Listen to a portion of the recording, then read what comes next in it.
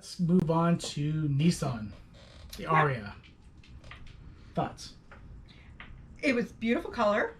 We really enjoyed it. It was really sharp, yeah. It was like a rose gold. Was that the gold almost, one? yeah, it was kind of a gold color, and but it had these big black paint over the tires. I mean, the on top of the wheel well. Yeah, the rim, and it was like really thick and glossy, and I wasn't a real big fan of that. Yeah. It was actually really detracting because it was too much of it.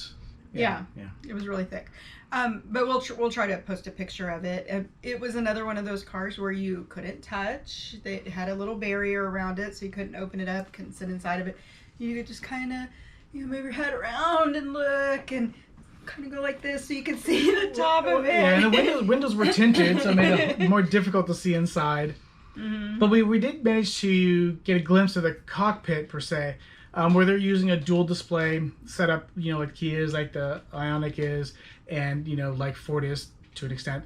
But it's weird, instead of having it in like a straight line like Hyundai appears to have with their Ioniq 5, or curved like the Kia, it was basically offset. They both look straight a little for the most part, but they're offside about an inch. One was inch forward than the other, and I just felt that was kind of odd. But the reality is, until we can sit in it and experience it, that may be perfectly fine. And I don't see it being a deal breaker for anybody. I just found it kind of odd that they went that design choice, because it does look strange when you first look at it. Yeah, and the representative was limited in his knowledge. He really basically had press releases and some pictures, so he couldn't give us a lot of detail about the car.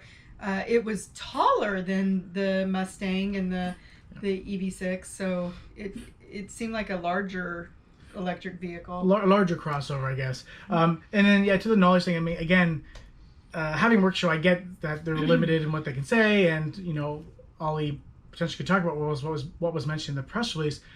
But if that's the case, then learn the material. I mean, every question shouldn't result in them having to look at the press release. They need to be confident in the knowledge that they have, because that's really a detraction. Because at the end of the day, then I'm left thinking, what do I need this person for?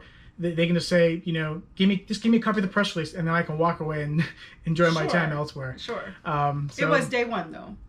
It was day two if you count the press, because the press did have full access to the vehicle the day before.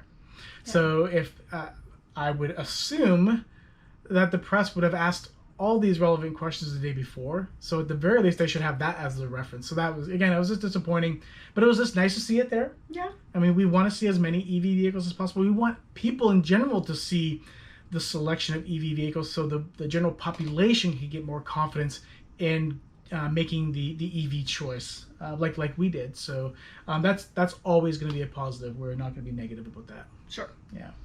But yeah, it would have been nice to be able to get inside, but from what we saw, we do like it. I've never been a huge Nissan fan, so I'm going to reserve further thought until we can check it out in person. And I think they're saying it's shipping this fall, so I would hope that they do the proper way to see their dealers, and I'm hoping that they would see the higher end trim model for people to evaluate, so that way they have a better experience when they do their test drives and hands-on, to increase the chance that the person who's checking out would make the decision to take that leap.